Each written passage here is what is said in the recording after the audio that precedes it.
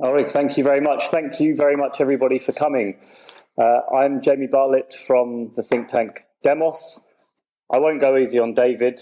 I'll probably go harder on David for being a colleague at Demos, but I also write for the Telegraph on technology and have been covering issues of far-right parties and populist parties and left-wing populist parties across Europe for a number of years now.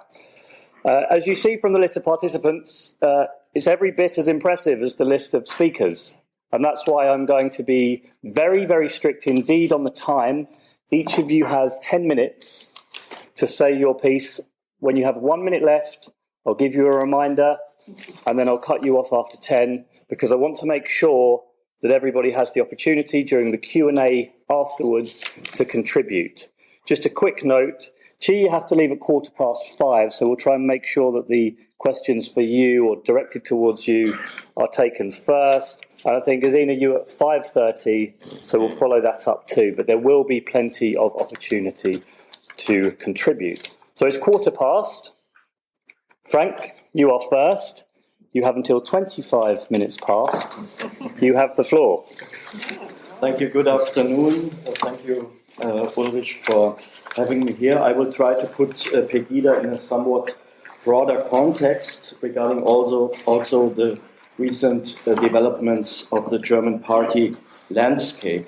3 years ago, I was invited to write a chapter for an edited volume on right-wing populist parties in Europe about the German case, and my article was called "On the Failure of Right-Wing Populism in the Federal Republic." Meanwhile, as you all know, things have changed with the rise of the Alternative for Germany. The AfD was founded in April of 2013. It achieved its first remarkable electoral success in the European elections in May of 2014, winning 7% of the vote. Even better electoral showings were obtained by the AfD in state elections, 3 state elections in East Germany last summer. Support was more limited in Hamburg's state elections 4 weeks ago, which nonetheless allowed the party to enter West German parliament for the first time. Starting in September last year, we saw the advent of another right-wing populist actor, a protest movement called Pegida, which brought thousands of people to the streets in the Saxon state capital of Dresden, and with less success in other cities as well. Demonstrations are ebbing away now, but only slowly. In my opinion, both phenomena must be analyzed in the same context. They reflect a changing political environment in Germany that has created new possibilities for rightist political actors. Work in the comparative field has demonstrated that certain societal crisis constellations, which American historian Lawrence Goodwin refers to as populist moments, are usually a prerequisite for the spawning of such parties and movements. In the AfD's case, the euro and financial crisis played that role. It opened the window of opportunity for a new Eurosceptic party whose primary policy demands a controlled dissolution of the monetary union and the rejection of a further deepening of the European integration process lent themselves to the attachment of a broader right-wing populist platform to it. A closer inspection of the party's origins reveals its ability to draw on an already existing network of social and political structures in this task. Upon its founding, the AfD therefore did not have to start from scratch. Attempts at establishing the roots and reasons behind the party's success must, for example, incorporate the Sarrazin debate. Using his book Deutschland schafft sich ab, Germany does away with itself, to advance several propositions concerning the supposed failure of immigration and integration policies, SPD politician and former member of the executive board of the German Bundesbank, Thilo Sarrazin, launched a national debate that held the country captive for several weeks during the summer of 2010. A debate which played an instrumental role, in my opinion, in paving the way for the entry of right-wing populism into the discursive space. Sarrazin continued in his role as he also employed the populist formula in books on the Eurozone crisis, published in 2012, and a book about political correctness, published in 2014. According to polling data, AfD voters rank immigration alongside social security and a stable currency atop the list of topics that determines their choice at the ballot box, with the three on a roughly even level. While differences with the general electorate are not particularly sizable on the latter two issues, social security and stable currency, AfD voters were more than 3 times as likely as the general electorate to mention immigration as a decisive topic. The party therefore has a dual incentive to place a special emphasis on this policy area. Compared to the AfD, Pegida is a more difficult to grasp phenomenon. The usage of traditionally leftist forms of political participation by a middle-class conservative organization is by itself rather unusual. Existing observations and studies conducted among participants of its demonstrations indicate strong similarities with the AfD's electorate as male participants. The middle-aged, as well as people with a middle-ranged academic degree and a middle-class income, are significantly or slightly overrepresented. Among those who did mention a partisan preference, the AfD came out on top with 17%, ahead of the CDU and the extreme right NPD. Mirroring this, 76% of AfD voters voiced sympathy for Pegida in a representative poll, compared to a share of only 21% among all voters.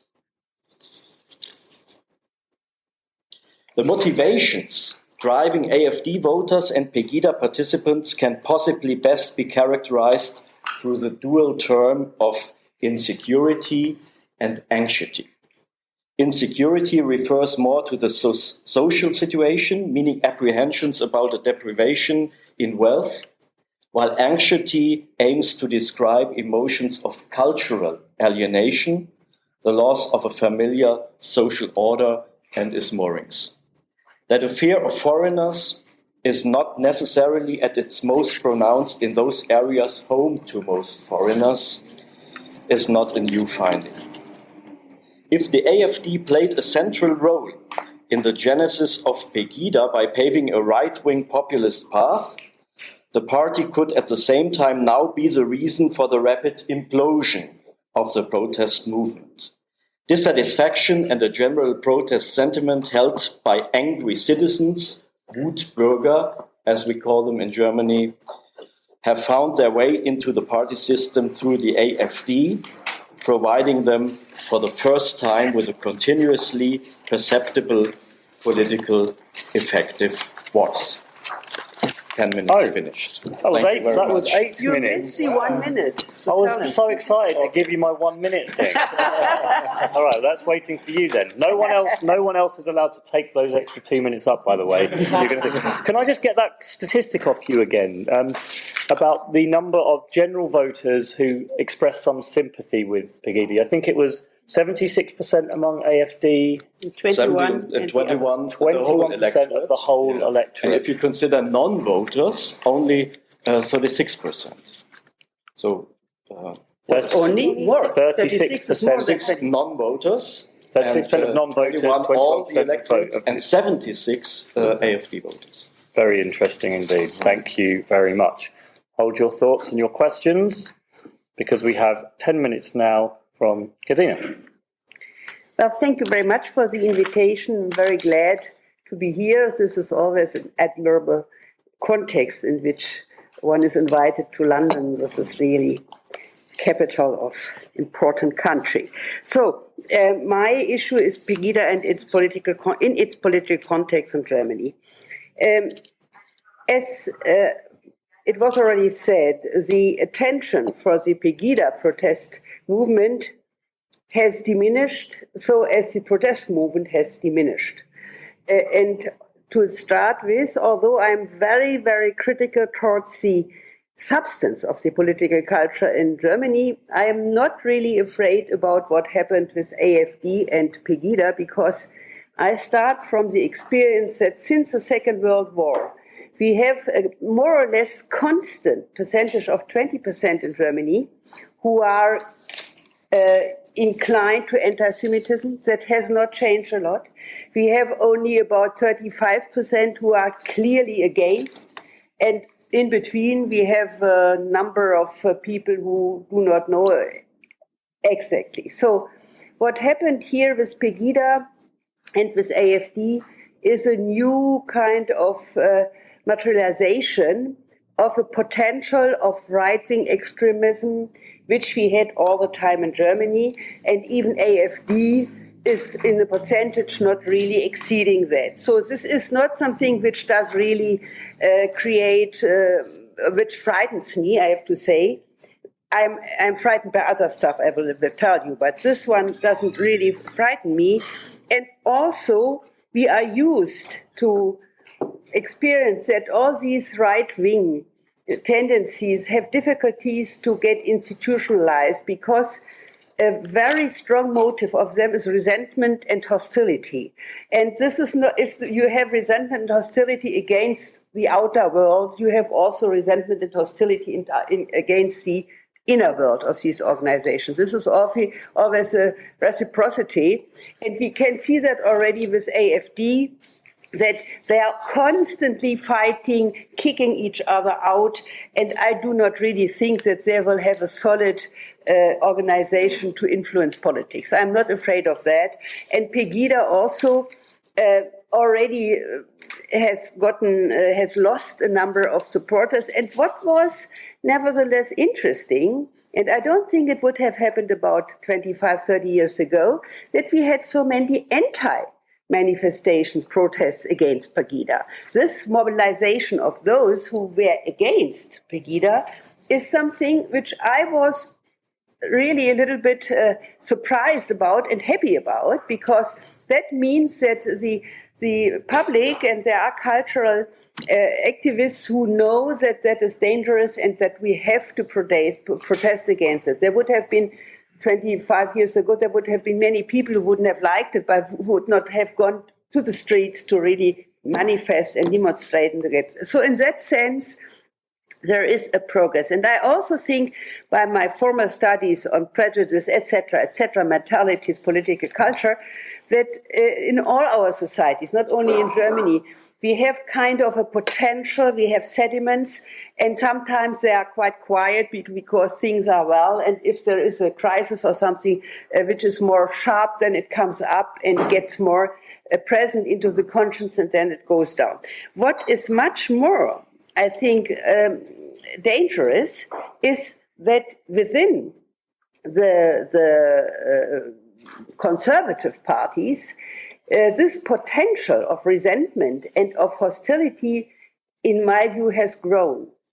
And this is a problem. We have also recently seen that Pegida and AfD, but Pegida has many more sympathizing people in the Christian Democratic Party in Saxonia than was thought before. So it is not so dangerous to have these extremist movements. This is dangerous if this kind of thinking enters the so-called political center, and that is more of a problem.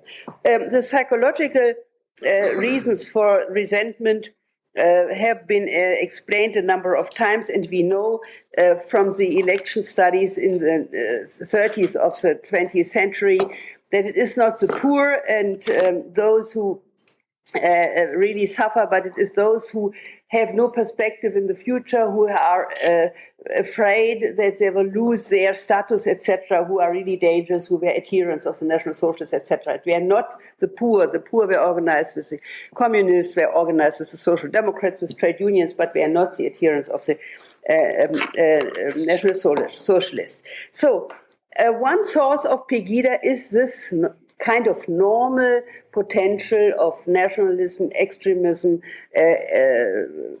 anti-xenophobian attitude, etc. A second is that as well for the political system as for the media, there are in fact problems that are difficult for citizens. First of all, many things are so complex that they don't understand what is happening.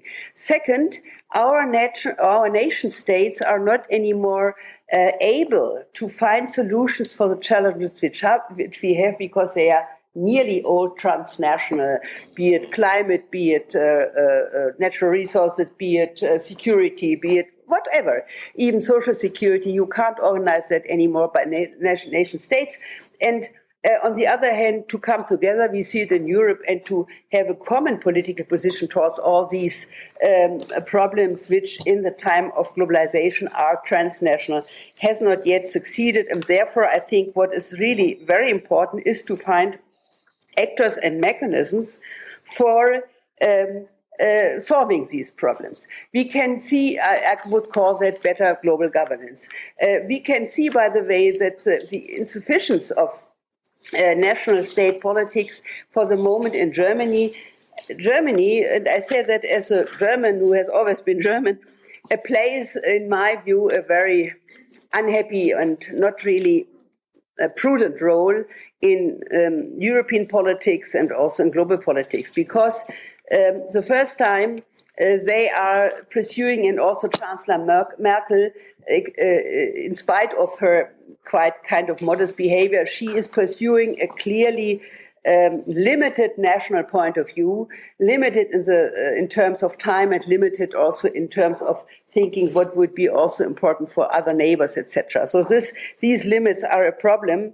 And concerning Greece, the technical political ideas which are important, namely, for instance, that Syriza should not have really a successful time, because that would then strengthen the left in Spain for the next elections, etc. This is, in my view, much more important than all what they are telling. And they are telling, the Christian Democrats are telling a story about Greece and the Greeks, which is really very close to a national prejudice, to all that what we know for a long while. And the Social Democrats are not really fighting against it because they are so afraid within the power competition between the Christian Democrats and the Social Democrats. They are so afraid that they would get a bad echo from the German society, because Angela Merkel has such a high level of trust surveys that they really do not dare to do it. So what we need against that are new forms of governance with transnational organized civil society, with transnational cooperation, also with companies, in addition, not instead, in addition of traditional democratic representative politics for actors and procedures, in order to overcome that at the level of communities until the global level. Wow. 9 minutes. So you can use it over there. Just let me pick you up on one statistic. You said there's a 20%, roughly 20% block that you think more or less has always, or for a number of years, has always been somehow open to, susceptible to, or supporting of various types of extreme right-wing prejudices of anti-Semitism. Right, okay. So you think this is the same to what you said, 21% well, no, I'm not saying, I'm not splitting the statistics here, but it's interesting that it was a very similar number that you both quoted, 20%, right. So the Germans have been unbelievably timeless. incredibly to time. So I don't want you to let the side down. You have 2 more minutes. Don't say that. So, Chi, over to you. Thank you. Thank you. And I hope, although for a politician to be shorter than anticipated is very rare, I hope I won't take out the whole time, because I should start by saying, despite it saying that I am going to provide political answers to right-wing populism, I'm not. I do not have the solution to that. What I can do, what I would say, is that is our experience in Newcastle and some of the thoughts and the conclusions that I came to as a consequence of that. So I'm the MP for Newcastle Central, where everything happens. Who said that? I really like that. Where everything happens. And when I heard in January, I think it was, that Pegida was coming to Newcastle to do their first demonstration, as I understood it, outside of Germany, I have to say that I was entirely depressed, downcast, upset, really, at what that meant for the city that I grew up in. I knew about Pegida from the television, basically, and I also saw part of Chancellor Merkel's New Year message, which I thought was a very strong condemnation of Islamophobia in comparison to some of the condemnations that some of the less strong condemnations that David Cameron, for example, has made. But I knew that Pegida were Islamophobic, and I didn't want them in my city. And I wondered why they'd chosen Newcastle. And then the BBC reported that the reason they chose Newcastle was because they thought it was a soft target because, and I quote, there were few Muslims and few left-wingers. And at that, I laughed out loud because clearly they had absolutely no knowledge of our city. I mean, it's true that the Muslim population in Newcastle is just 6.3%, which is far less than, say, Birmingham or Bradford. But actually, South Shields, just down the coast from us, has Britain's longest-standing Muslim community, Yemeni Muslims. And as I said, everything happens in Newcastle.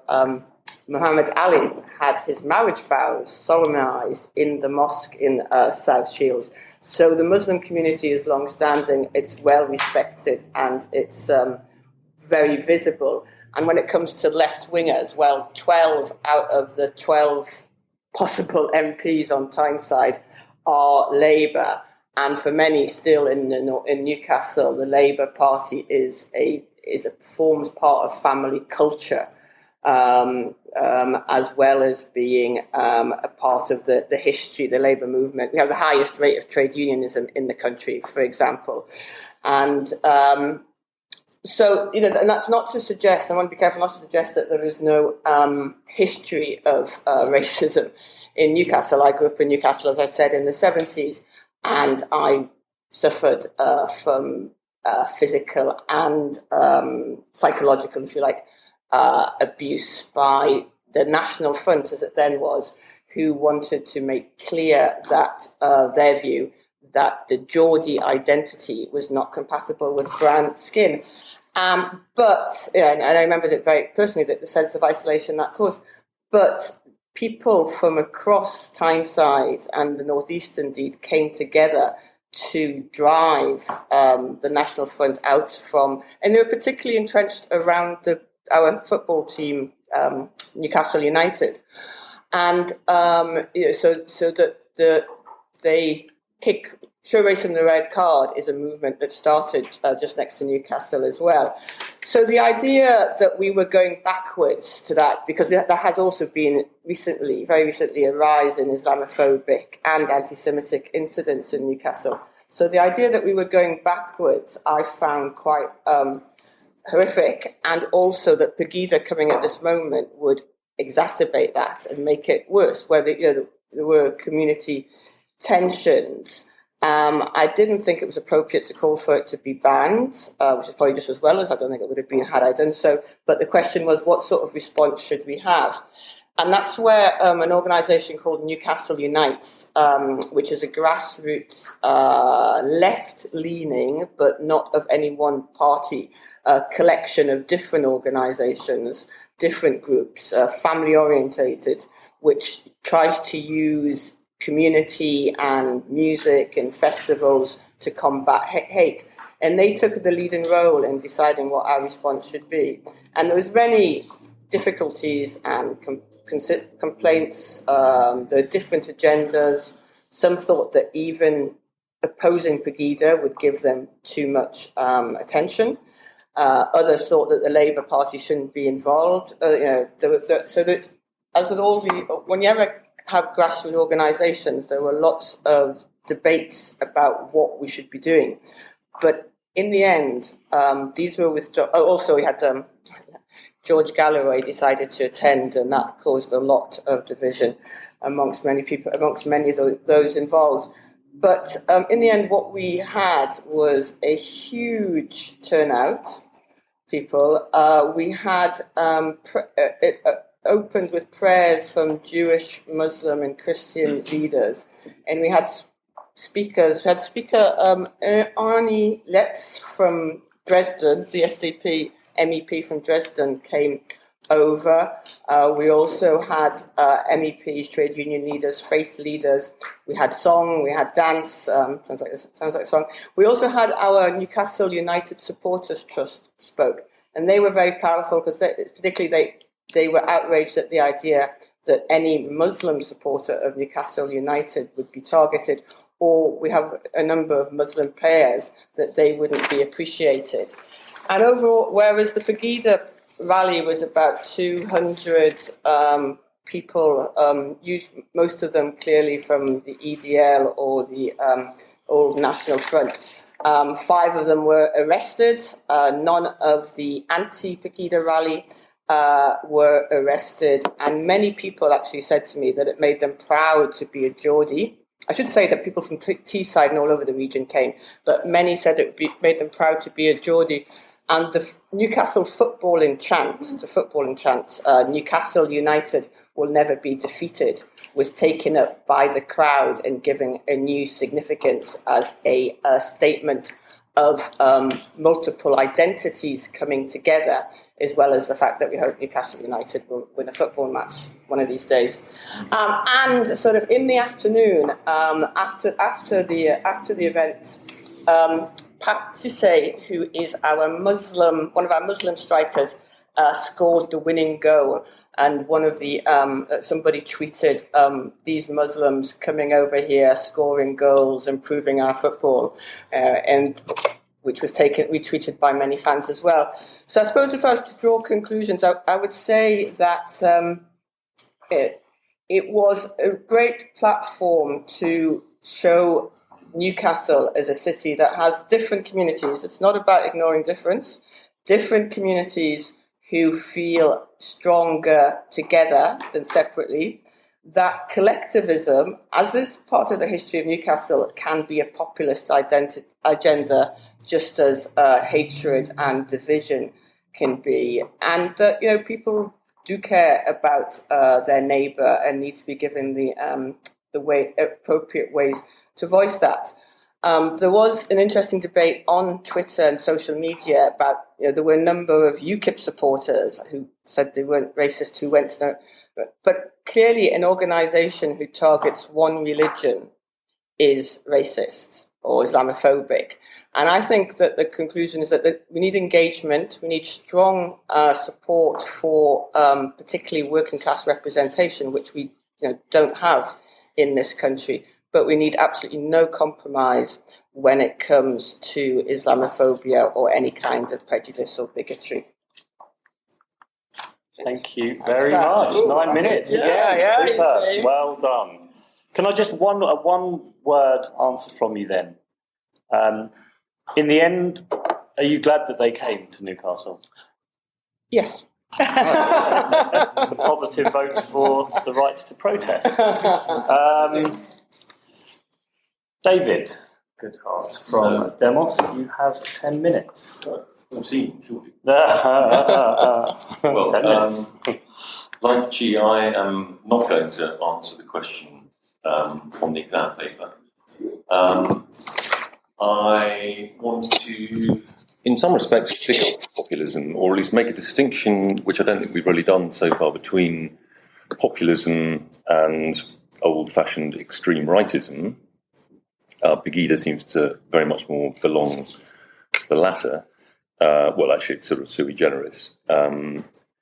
I think that in some ways populism is a kind of transitional pain, or a sort of symptom of an evolution in our politics. In some respects, it's a sign of the maturity of our politics, the fact that populist parties are now able to operate in countries like Germany shows, I think, democratic maturity. I think in Britain, the rise of UKIP actually is a sign of the Europeanization of our politics.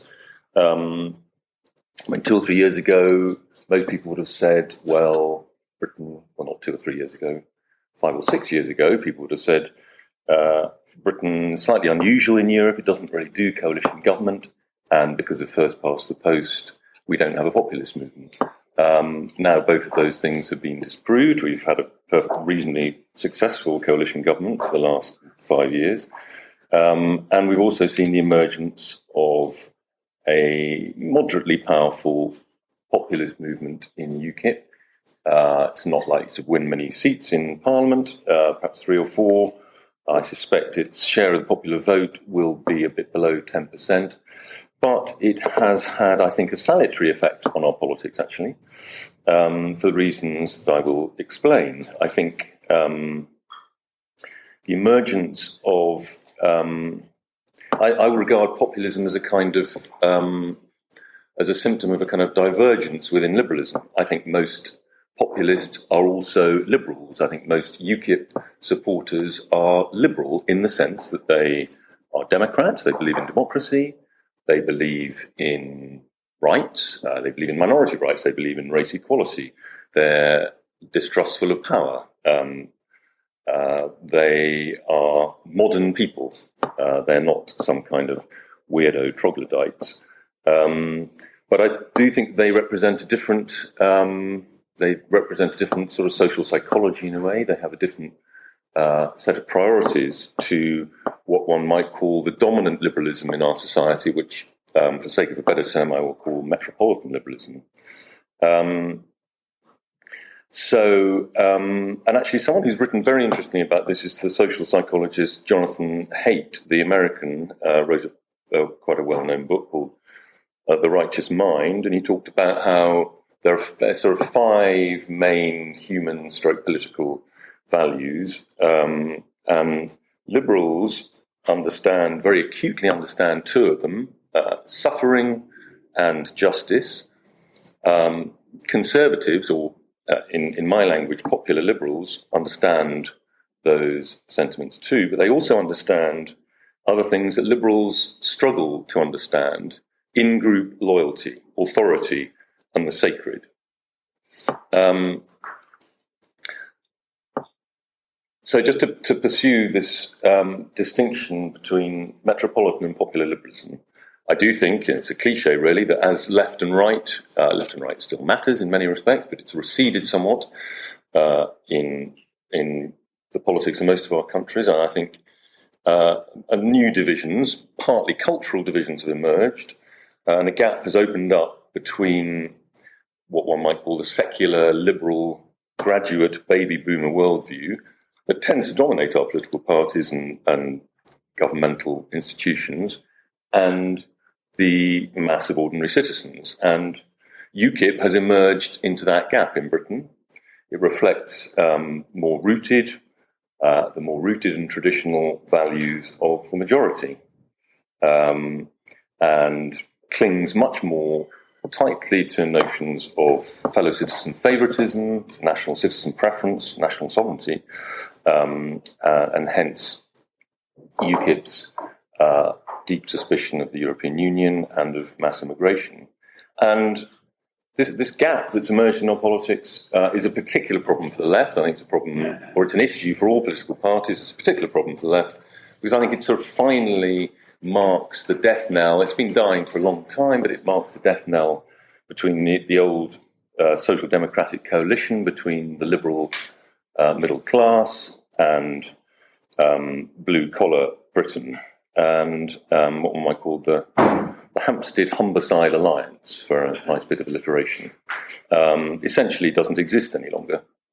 Perhaps it does actually in Newcastle, maybe one of the few places where it lingers on.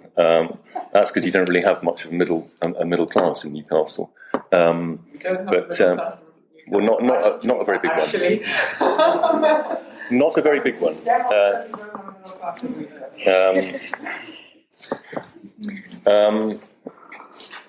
As I say, metropolitan liberalism is a very powerful. It reflects, I would say, the lived experience of relatively successful, but also caring people, professional people, who have, at least in recent decades, tended to leave home at 18, go to a boarding university where they've imbibed Russell Group liberalism, and then pursued often mobile careers, gone to London, perhaps worked abroad for a year or two, and they have what social scientists call achieved identities based on educational and career success. Now, this makes them generally comfortable with new places and people. Popular liberalism, which I think is still, as it were, the majority form of liberalism, tends to be much more rooted.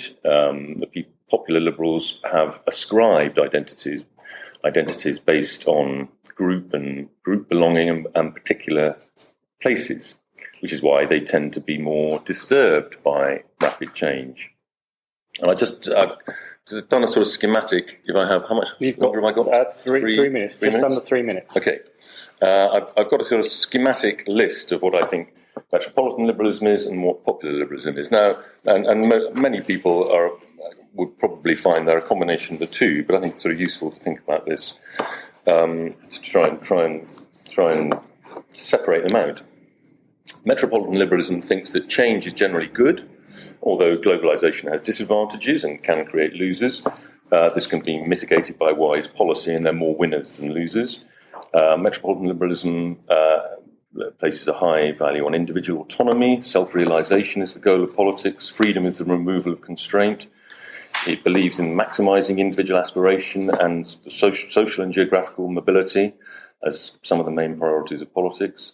Few metropolitan liberals are full-blown cosmopolitans, but they tend to favour wide, thin attachments and are rather suspicious of group allegiances. They prefer need before contribution in welfare, equality before fraternity in politics, and they tend to be suspicious of tradition. Popular liberals, by contrast, tend to think that change is loss.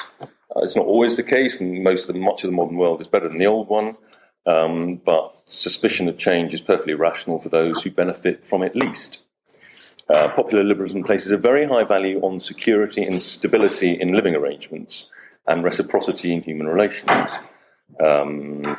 Individual achievement is sought and respected, but the main goal in life is human association and being recognised in significant ways.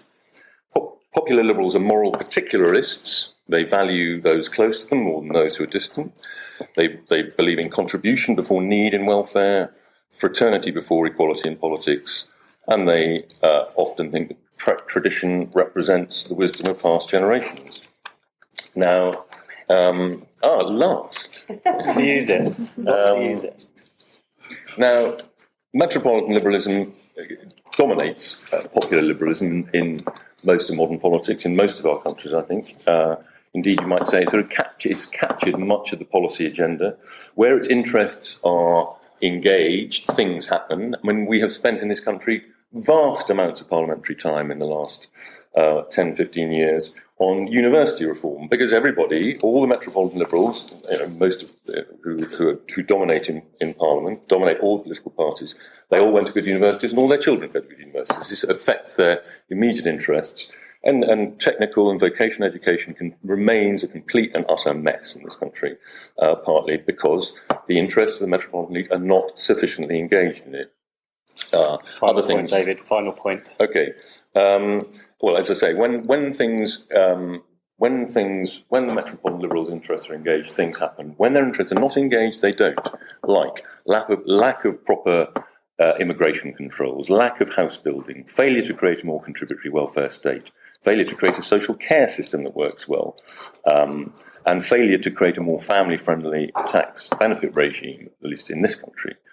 Those are amongst the things I think we have failed to do so populism is a legitimate response to many of these political failures. Thank you very much. All right, thank you. I'll take that sort of 15-second overrun as being caused by the little fracas about middle class or the lack thereof in Newcastle.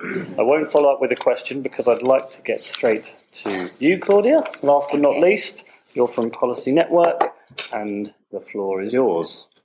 Okay. So I've been asked today to talk about populism in the European context and Pegida in this context as well. So populism I should mention that I'm specifying about right-wing populism because the left-wing variety does differ in certain ways, but given that the topic was Pegida. So populism is driven by three main factors usually. So a combination of economic drivers, kind of cultural drivers, which is where the whole immigration debate comes in, and then a sort of protest against the establishment and the elite and the political system. And all three of these things get to the point of the fact that these people feel that they don't have a voice in the system on any of these changes that are happening around them. So the political and the economic and the cultural changes that have happened over the past few decades lead to a certain feeling of uncertainty and anxiety, as Frank said earlier. And populists tend to feed off of this anxiety and try to unite the people who feel this way through a certain rhetoric by saying, we are the people. So Pegida says this, UKIP says this not in a direct way, but it's always about the people, the Volk. That's why quite often populist parties are called the People's Party. And the people, though, tend to be defined in quite an exclusionary way, though. So usually in terms of ethnic or cultural characteristics. So it's not just usually about the numbers, but it's also a sort of qualitative threat that immigration, in this case, seems to pose to people. So populists, through speaking in this sort of way of we are the people, our native culture is being tainted by these others. They tend to stoke the anxiety and foment the fear. So instead of encouraging people to encourage each other's freedom, their freedom of movement, their freedom of religion, or their freedom of expression, it kind of tells people to be suspicious of one another's choices. So immigration tends to be the scapegoat for a lot of populist parties in this sense, that instead of looking at the bigger, much more complex picture of how the economy has changed, that we have low growth with aging populations, rising inequality, the solution to all of these very complex issues is a very simple one, that we just need to close our borders, we need to reduce immigration, or we need to coerce a more forceful integration, and all of these problems will go away. So in this sense that, so it becomes it's a politics of grievance and of anger. When talking about immigrants, populists also tend to differentiate between the real immigrants that deserve to be there and the fake, usually asylum seekers who come to milk the welfare system or to take advantage of other countries. But this tends to be based on myths and deceptions about the numbers. There's been quite a bit of work done, especially by Ipsos Mori, about this, taking a look at cross-national data, and there's a massive gap in terms of the numbers that people think exist of immigrants versus the actual number of immigrants in the countries. That same gap exists when you ask people how many Muslims they think are in the country versus how many are actually there. And the interesting thing is that when people do actually have the real numbers, their views about immigration are much less extreme.